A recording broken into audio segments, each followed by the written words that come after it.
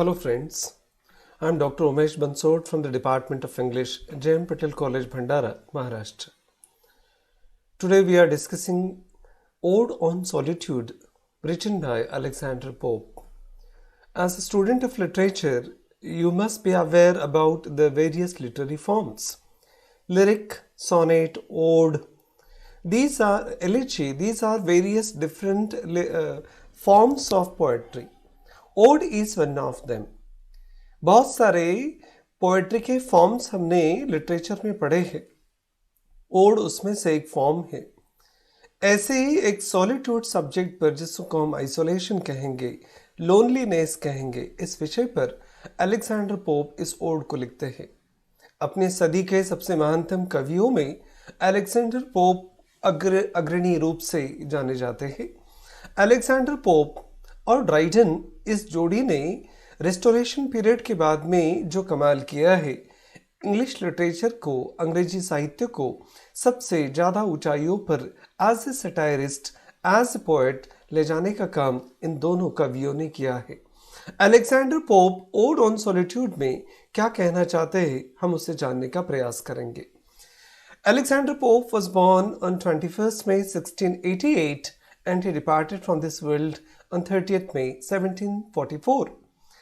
Alexander Pope is seen as one of the greatest English poets and foremost poets of the early 18th century. 18वीं शताब्दी की शुरुआत और 19वीं शताब्दी का पहला हिस्सा जिसे कहेंगे, उसके सबसे महान कवि के रूप में अलेक्जेंडर पोप जाने जाते हैं. He is the best known of satirical and discursive poetry, including The Rape of the Lock, The Dunciad, and an essay on criticism, and for his translations of Homer. अपने अलग अलग साहित्य कृतियों के लिए अलेक्जेंडर पोप जाने जाते हैं. The rape of the lock, ये सबसे बेहतरीन साहित्य कृति अलेक्जेंडर पोप की मानी जाती है. सटायर की दुनिया के, व्यंग्य की दुनिया के सबसे बेताज बादशाह के रूप में अलेक्जेंडर पोप को जाना जाता है. This essay, an essay on criticism, was published in 1711. He wrote the mock epic The Dunciad in 1728. He was the first English poet to enjoy contemporary fame in France, Italy, and throughout the European continent, and to see the translation of his poems into modern as well as in ancient languages. इस बात से आप अंदाज़ा लगा सकते हैं, Alexander pope की कविताएं जब उस समय समकालीन कवियों की दृष्टि से या तुलना में सबसे ज़्यादा ट्रांसलेट की जाती थी. फ्रांस, इटली और समूचे यूरोपियन कॉन्टिनेंट में उनकी कविताओं को न सिर्फ आधुनिक भाषाओं में बल्कि एंशिएंट लैंग्वेजेस में भी ट्रांसलेट किया गया है. इस बात से हम उनके साहित्यिक ऊंचाई का पता तो लगा ही सकते हैं. Alexander pope odd on solitude इस कविता में आइसोलेशन की बात करते हैं, लोनलीनेस की बात करते हैं. जब पानी शांत हो तो पानी में अपनी परछाई देखी जा सकती है, पर जब हम उसमें पत्थर डालते हैं तो बहुत सारी तरंगे उठती है. जब डिस्टर्बेंसेस हो, ऐसे रिपल्स हो, तरंगे हो, तो फिर अपनी परछाइयों को उस पानी के सतह पर देखना मुश्किल हो जाता है. इसलिए शांत रहना, लोनलीनेस में अपनी ज़िंदगी को गुजारना और अपने आप को रियलाइज़ करने के लिए इस प्रकार के आइसोलेशन में चला जाना, ये कितना इम्पॉर्टेंट है, कितना आवश्यक है, इसकी बात अलेक्जेंडर पोप इस ओड में करते हैं. Ode on Solitude is a poem by Alexander Pope written when he was 12 years old. सबसे इम्पॉर्टेंट बात है कि जब 12 साल की उम्र में थे अलेक्जेंडर पोप, तभी उन्होंने इस ओड को लिखा था. उनकी काव्य प्रतिभा का आप अंदाजा लगा सकते हैं. And widely included in anthologies. The title of this poem was also used by other poets such as Joseph Orton. Joseph Orton ने, जॉन किट्स ने और बहुत सारे कवियों ने Ode on Solitude इस टाइटल का प्रयोग किया है. पर यहाँ पर अलेक्जेंडर पोप ने 12 साल की उम्र में ही इस पोएम को लिखा था. तो ऐसा मानकर चलते हैं कि इस टाइटल पर जो भी कविताएं, जो भी ओड्स अवेलेबल है, ये उसमें सबसे प्राचीन, सबसे पुराना ओड है. The title suggests that it is about loneliness, isolation और privacy. टाइटल को पढ़कर ही, ओड ऑन सॉलिट्यूड, इस टाइटल को पढ़कर ही हम समझ जाते हैं कि this ode is about loneliness. ये हमारी तन्हाई की बात करता है. इट टॉक्स अबाउट आइसोलेशन और प्राइवेसी. हमारी कुछ पर्सनल प्राइवेसी होती है, उसकी बात करता है. And it is the oldest existing poem of Alexander pope. Alexander pope के जो भी कविताएं अस्तित्व में हैं, उसमें सबसे ज़्यादा प्राचीन कविताओं के रूप में ओड ऑन सॉलिट्यूड को जाना जाता है. The idea of loneliness is in the mind of Pope and he knows about the human desire to attend such loneliness time to time. 12 साल की उम्र में ही अलेक्जेंडर पोप इस बात को जानते हैं कि कोई तो एक जगह मनुष्य के मन में, दिमाग के अंदर बसी हुई है लोनलीनेस के लिए. और इस लोनलीनेस को, इस प्राइवेसी को, इस अब्सेंस ऑफ डिस्टर्बेंसेस को मनुष्य कभी न कभी या वक्त वक्त पर पाना चाहता है. जब मनुष्य अपने आप से बहुत हताश हो जाता है, निराश हो जाता है, तो इस प्रकार के आइसोलेशंस को वो चाहता है और अटेंड करना चाहता है. बहुत सारे लोगों ने ऐसे ही आइसोलेशन में दिव्य ज्ञान को और सृष्टि के सारे रहस्य को समझने का प्रयास किया है. हम जानना चाहेंगे कि अलेक्जेंडर पोप आगे क्या कहना चाहते हैं. यहाँ से ओड शुरू होता है. Happy the man whose wish and care a few paternal acres bound, content to breathe his native air in his own ground. एक राइमिंग पैटर्न को यही से अलेक्जेंडर पोप मेंटेन करना शुरू कर देते हैं. ए बी इस प्रकार का राइमिंग पैटर्न इस ओड में बनता है और पूरे ओड में यही राइमिंग पैटर्न फिर रिपीट होता है. The poet talks about unknown person. एक अनजान व्यक्ति की बात यहाँ पर एक नैरेटर के रूप में अलेक्जेंडर पोप करते हैं. And describes him an ideal happiness. Happy the man whose wish and care a few paternal acres bound. एक ऐसे अनजान व्यक्ति की यहाँ पर वो बात करते हैं जिनकी इच्छाएं इतनी ही हैं सिर्फ कि वो चाहते हैं कि एक आइडियल हैप्पीनेस उन्हें मिले. a few paternal acres bound, बस पुरखों की दी हुई कुछ जमीनें जो इनहेरिटेंस में उन्हें मिली है, बस जमीन का 1-2 एकड़ का हिस्सा मिल जाए और सांस लेने की जगह मिल जाए अपनी ही जमीन पर, तो दुनिया की सबसे ज्यादा खुशी को वो पा सकते हैं. The poet says the deepest desire of the happy man x tends a few एकड़ ऑफ हिज पैटर्नल लैंड. इस अनजाने व्यक्ति की एक ही इच्छा है, सिर्फ उसे अपनी डीपेस्ट डिजायर को एक्सप्रेस करना है और उसके लिए उसको सिर्फ कुछ जगह चाहिए, 2-3 एकड़. And he will breathe there and will remain satisfied till his death. बस सुकून से वो वहां पर सांसें ले सके और अपने अंतिम समय तक वो अपना वक्त गुजार सके, आइसोलेशन में, तन्हाई में, लोनलीनेस में रह सके. बस इतनी ही उस व्यक्ति की डिजायर है, इच्छा है. The land is inherited and so the content of the happiness. इस जमीन को उन्होंने पुरखों से पाया है. अब इस जमीन में रहने के बाद में खुली हवा में सांसें ली जा सकती है, उस शांति का अनुभव किया जा सकता है. तो इसके पुरखों ने भी उस शांति को अनुभूत किया होगा. इसका मतलब ये विरासत में ही उन्हें शांति मिली है. ये विरासत में जैसे जमीन उनको मिली है, इस ही विरासत में उन्हें शांति भी मिली है. Happiness also is inherited. The man is happy with his land and does not expect any more. बस अपने जमीन के इस टुकड़े से ही वो बहुत ज्यादा खुश है और कुछ किसी और चीज की उन्हें उम्मीद नहीं है. The first stanza created AB rhyming pattern and it continues. Already we have discussed that AB this rhyming pattern is maintained by Alexander Pope and it remained continued till the end of the ode. Whose herds with milk, whose fields with bread, whose flocks supply him with attire, whose trees in summer yield him shade in winter fire. अपनी उम्मीदों को वो जाहिर करते हैं। ज़्यादा कुछ बड़ी उम्मीदें नहीं, उनको किसी प्रकार की जहांगीर नहीं चाहिए, उन्हें किसी प्रकार का सम्राट नहीं बनना है, बस ज़मीन का एक टुकड़ा जिसमें वो खुली हवा में सांस ले सके, और ये ज़मीन का टुकड़ा उसे सब कुछ देने के लिए प्रभावशाली है और उतना ही उपयुक्त है। The second stanza reveals that the man is self sufficient. सबसे बड़ी बात होती है समाधानी होना, सेटिस्फाइड होना, और आदमी के बारे में ये सेटिस्फैक्शन इतने आसानी से नहीं आता। Socrates dissatisfied is better than the pig satisfied, ऐसा कहा जाता है। तो man has always remain dissatisfied, and until and unless this satisfaction comes to mind, we cannot be happy. जब तक ये satisfaction पूरे तरल रूप में हमारे मन में अप टू ब्रीम नहीं आ जाता, हम खुश हो ही नहीं सकते। जमीन का ये छोटा सा हिस्सा भी पाकर ये अनजान आदमी, ये किसान सुखी है। His land provides him whatever is needed. जो भी चाहिए जमीन के इस हिस्से से आ ही जाता है। And his herds provide him with milk. He is able to bake his own bread. दूध जानवरों से मिल जाता है, अपनी रोजी रोटी वो कमाई लेता है, और खाने के लिए रोटी मिल गया, पीने के लिए दूध मिल गया। In the summer of his trees provides ample shade, and in winter the wood from those same trees can be lit up him warm.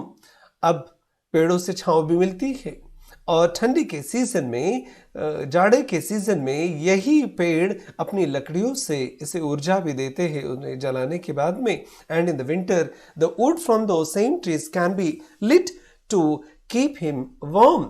He has no need of anything beyond his land. क्या चाहिए? खाने पीने की व्यवस्था होगी, धूप के समय छांव में बैठने के लिए पेड़ मिल गए, और यही पेड़ों की लकड़ियां ठंडी में उसे गर्माहट भी प्रदान करती है। और क्या चाहिए एक मनुष्य को खुश रहने के लिए? As the poem is written 300 years ago, some of the rhyming words may not seem to be rhyming as they are pronounced during those days, as braid and shade. Bread और शेड जैसे शब्द वैसे rhyming नहीं करते, पर यह कविता 300 साल पहले लिखी गई है, तो उस समय जिस प्रकार से शब्दों के उच्चारण होते होंगे उसी प्रकार से अलेक्जेंडर पोप ने इन्हें राइमिंग वर्ड्स के रूप में प्रयुक्त किया है। तो सारी चीजें जमीन के इसी हिस्से से मिलती है। इस व्यक्ति को बहुत सेटिस्फैक्शन है। Blessed who can unconcernedly find hours, days and years slide soft away in health of body, peace of mind, quite by day.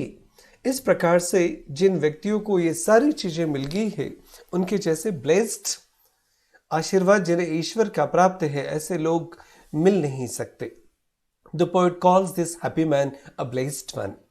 इस व्यक्ति को, इस अनजान व्यक्ति को अलेक्जेंडर पोप सबसे सौभाग्यशाली मानते हैं, ब्लेस्ड मानते हैं, जिनके ऊपर भगवान की एक विशेष कृपा है।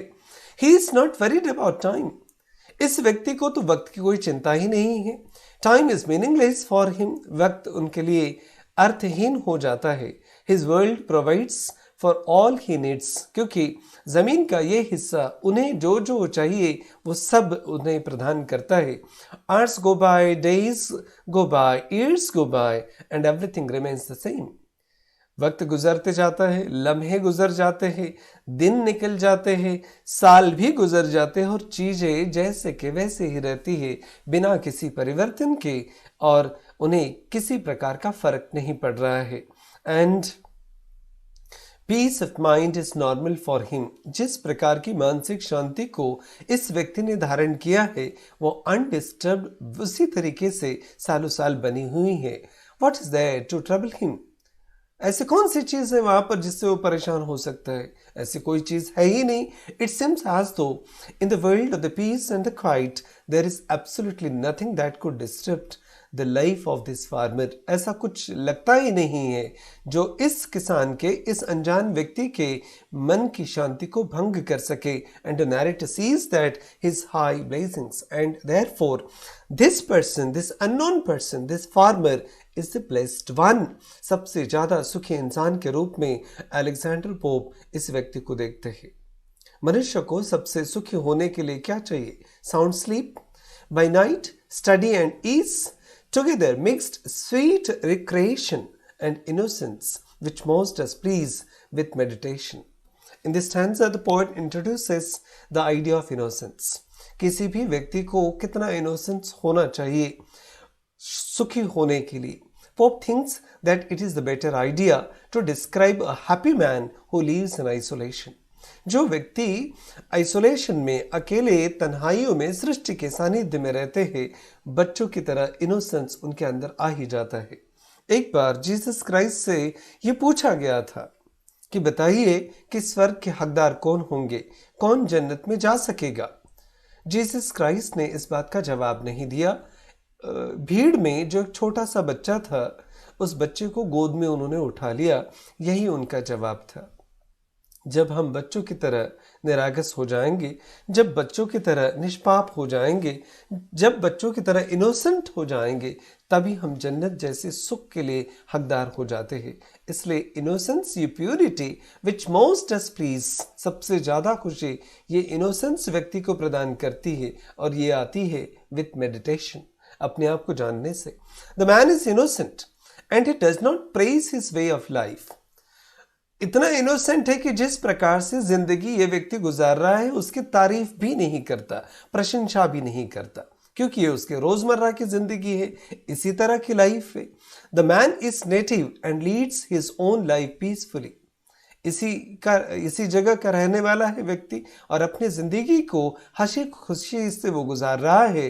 इसलिए बाहर की दुनिया उसे डिस्टर्ब नहीं करती, बाहर की दुनिया उसे परेशान नहीं करती. He find sound sleep at night. रात में उसे गहरी नींद आ जाती है. And pure pleasure and his innocence pleases. अब गहरी नींद व्यक्ति को मिले और इस प्रकार का सृष्टि का आनंद मिले, इससे ज्यादा और क्या चाहिए किसी व्यक्ति को खुश होने के लिए. Innocence pleases him with meditation. और अपने आप को पाने की ये व्यक्ति कोशिश कर रहा है इतने सालों से.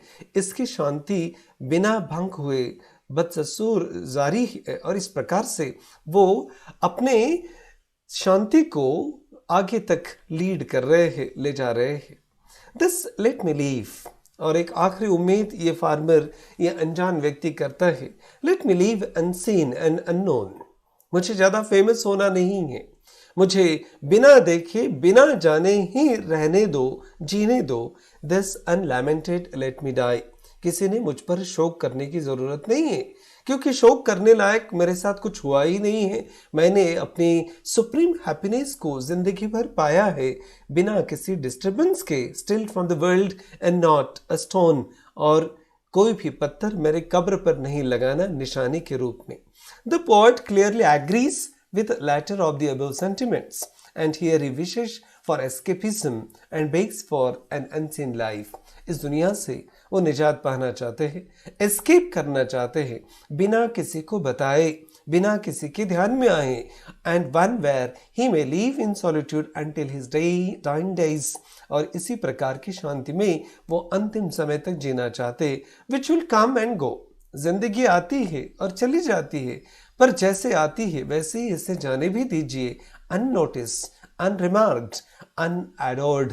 किसी की प्रशंसा करने की जरूरत नहीं, किसी की परछाई भी इस पर पड़ने की जरूरत नहीं है, किसी ने शोक करने की भी जरूरत नहीं है. कोई विलाप भी ना करे मेरे जाने के ऊपर, क्योंकि व्यक्तियों का आना और जाना इस दुनिया में बिल्कुल कंटिन्यूस जारी रहेगा.